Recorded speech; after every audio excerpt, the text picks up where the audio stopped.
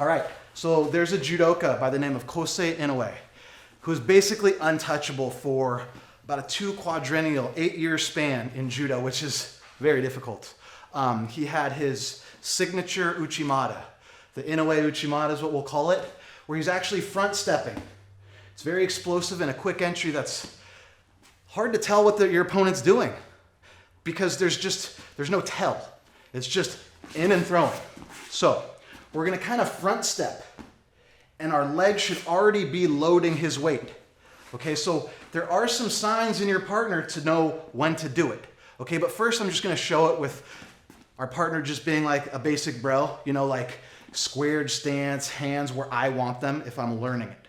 So I have my inside grip, higher on the elbow a little bit is easier with this one rather than too low. I want to own a little bit more of this arm. So this grip up here, okay? So what I'm going to do here is I'm going to step in front. And by the time that foot is in front, I should already be popping and exploding with my back leg like that. Down. So it's a very quick rotation and it can be really explosive. So as a partner, be ready to fall in a really reactive state rather than like a planned state. So you have to practice your ukemi, you have to breathe out, you have to tuck your chin, you have to slap the mat. Stay relaxed, okay? So I got my lapel, I got my sleeve. Okay, so I'm gonna be able to step in front, pull him to my torso a little bit, and lift straight forward. So I'm not lifting my leg into this inner leg. I'm lifting more like through this lead leg. So my hip is really explosive on this one.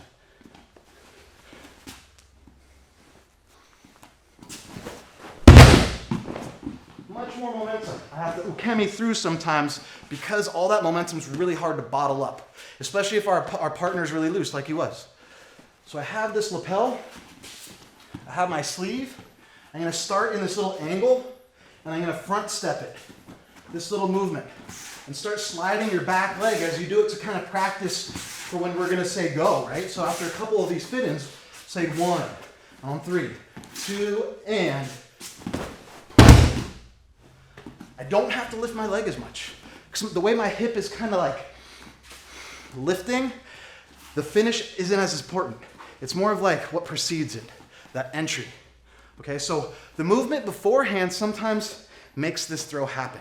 Okay, whether it's a subtle step into them that makes them step back and come back to you, like that action, reaction, where if I'm moving towards max a little bit, it kind of helps when I walk someone forward and then they lean in just a little. And that's when I'm gonna have my back leg come in front and I'm gonna have it rotated, cocked, and ready to go to let my back leg come in freely. So I'm gonna walk just a little bit forward, throwing my leg up, through. Rather than through the near leg, I'm gonna have it kind of go in the middle or towards that far leg, okay? So from a high grip, it works great as well. But I've repeating myself, that high grip is a hard place to learn from because you have to get that high grip. That high grip's not easy to get.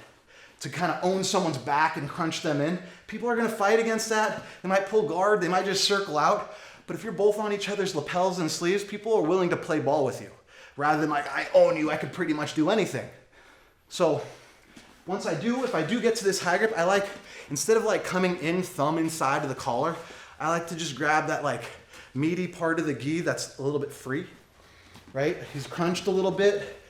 In this position, I'm gonna blast my lead leg or my back leg to become the lead leg as I pull and rotate, breathing outwards. Exploding through, finishing. So give it a try. It's a little more on the advanced side, but I'm showing all the elements of Uchimata and then how to use them in movement and combinations and counters. Give it a try.